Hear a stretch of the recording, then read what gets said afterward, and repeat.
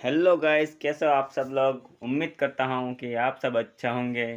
आज मैं आपको बताने जा रहा हूँ एक वोल्टेज स्टेबलाइजर के बारे में, जो कि एक डीजे वाले भाइयों के लिए बहुत ही उपयुक्त चीज़ होती है। आज हम जानेंगे कि हमें स्टेबलाइजर कितने केवीए का लेना चाहिए, इसकी प्राइस क्या होगी और इस पर हम कितना लोड डाल सकते हैं। स्टेप बाय स्टेप हम पूरी जानकारी इस वीडियो के माध्यम से हम जानेंगे, इसलिए वीडियो पर अंत तक बने रहें। मैं आपको आज एक 10 केवीए स्टेबलाइजर के बारे में पूरी जानकारी देने वाला हूँ। हमारे पास यह स्टेबलाइजर जो कि स्क्रीन पे आपको दिख रहा है, वह एक 10 केवीए का स्टेबलाइजर है। यह प्रोटेक कंपनी की तरह से निर्मित है। हम जानेंगे कि 10 केवीए स्टेबलाइजर पर कितना लोड हम मिनिमम और मैक्सिमम लोड हम दे सकते हैं। सबसे ज़्यादा चिंता इसकी प्राइस की होती है, जो कि हम वीडियो के अंत में भी इसकी प्राइस हम ज़रूर आपके साथ शेयर करेंगे। अब हम जान लेते हैं इसके स्पेसिफिकेशन और इसके फीचर्स के बारे में। यहाँ पर हमें एक रोटर दिखाई देगा, जिससे हम वोल्टेज को अप डाउन करते हैं। वैसे तो कोई भी इक्विपमेंट चलाने के लिए हमें 230 वोल्टेज नॉर्मल ही ज़रूरत पड़ती है। यहाँ पर दो नूब दिए गए हैं। जो पहला है वो हमारा हाई और लो का है, और सेकंड है जो ग्रिड और जनरेटर का है। यह दोनों किस प्रकार कार्य करते हैं, यह भी जानकारी हम पूरी जानेंगे। इसमें एक डिजिटल डिस्प्ले दिया गया है, जिसमें कि हमें वोल्टेज के बारे में बताता है। स्टेबलाइजर के अंदर एक ऑटो कट ट्रांसफार्मर लगा होता है, जो कि कॉपर वाइंडिंग का बना होता है, और हमें कॉपर वाइंडिंग से ही बने ट्रांसफार्मर खरीदने चाहिए। इस रोटर में हमें 1 से लगाकर 8 तक ऑप्शन दिए गए हैं, जिसमें हम वोल्टेज को अच्छी तरह से अप डाउन कर सकते हैं। स्टेबलाइजर के दोनों तरफ साइड में दो हैंडल दिए गए होते हैं, जिससे हमें इसको उठाने में बहुत ही आसानी होती है। इसके वेट की बात करें तो इसका वेट 20 केजी के आसपास होता है। स्टेबलाइजर के साइड में हमें आउटपुट पैनल दिया गया है, जिससे हमें अलग से बोर्ड लगवाने की ज़रूरत नहीं पड़ती है। और यह स्टेबलाइजर साइड में एक एमसीबी दी होती है, जिससे हम इसको ऑपरेट कर सकते हैं। अब हम जानेंगे कि इस स्टेबलाइजर को चलाया कैसे जाता है, यह नूब किस तरह काम करते हैं। अगर हम घर की लाइन से इसे ऑपरेट कर रहे हैं तो हमें इसके नूब को ग्रिड की तरफ झुकाए रखना होगा।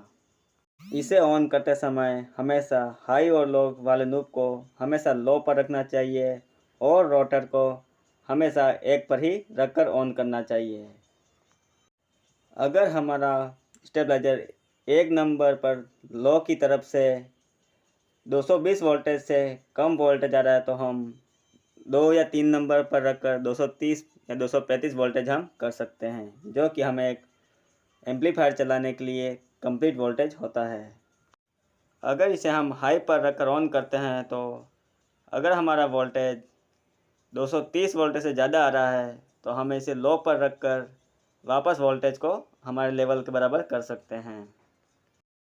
अगर हम इसे जनरेटर से ऑपरेट कर रहे हैं, तो ग्रिड और जनरेटर वाले ऑप्शन की तरफ से हम इसके नूब को जनरेटर की तरफ रखेंगे। अगर लो में वोल्टेज 220 से भी कम आ रहा है, तो हम इसे हाई पर कर सकते हैं, और हाई में अगर वोल्टेज 240 या 235 से ज़्यादा आ रहा है, तो हम इसे लो पर रखकर भी ऑपरेट कर सकते हैं। अब हम जानेंगे कि 10 केवीए स्टेबलाइजर पर हम कितने वाट तक लोड हम डाल सकते हैं। हमारा स्टेबलाइजर 10 केवीए का है, तो हम इस पर 10 केवीए तक यानी कि 10,000 वाट तक लोड यह ले सकता है। इस स्टेबलाइजर पर हम यह एम्पलीफायर जो है वह 5,000 वाट का एम्पलीफायर है। इसके साथ ही हम टॉप चलाने के लिए एक 4,000 वाट का एम्पलीफायर और भी ऐड करेंगे, तो यह हमारा 9,000 वाट का टोटल बैलेंस बन जाता है। यह एम्पलीफायर हमारे क्लास एच के एम्पलीफायर हैं, जो कि एक बेटर क्वालिटी के होते हैं। अगर हम क्लास ए बी एम्पलीफायर के बारे में बात करें, तो हम 4,000 वाट और 4,000 वाट की दो एम्पलीफायर का लोड भी हम इस पर दे सकते हैं, यानी कि 8000 वाट का लोड भी हम इस पर दे सकते हैं। अगर हमारे पास क्लास एच के एम्पलीफायर हैं तो हम 5000 वाट के 2 एम्पलीफायर लगा सकते हैं, यानी कि 10,000 वाट का लोड हम इस स्टेबलाइजर पर आराम से दे सकते हैं। अब हम जानेंगे कि इसका प्राइस क्या होगा। इसका प्राइस हर सिटी, हर स्टेट, हर डिस्ट्रिक्ट में अलग अलग होता है। इसकी प्राइस मेरे मार्केट डूंगरपुर और आपके मार्केट में भी अलग अलग कम ज़्यादा भी हो सकती है। मेरे मार्केट डूंगरपुर की बात करूँ तो इस स्टेबलाइजर का प्राइस हमें 10,000 से 12,000 के बीच में देखने को मिलता है। हो सकता है आपके मार्केट में इसका प्राइस और भी कम भी हो सकता है, या फिर 1-2 हज़ार ज़्यादा भी हो सकते हैं। वीडियो अच्छा लगे तो वीडियो को लाइक, शेयर और कमेंट करना ना भूलें और हो सके तो चैनल को सब्सक्राइब ज़रूर कर लें।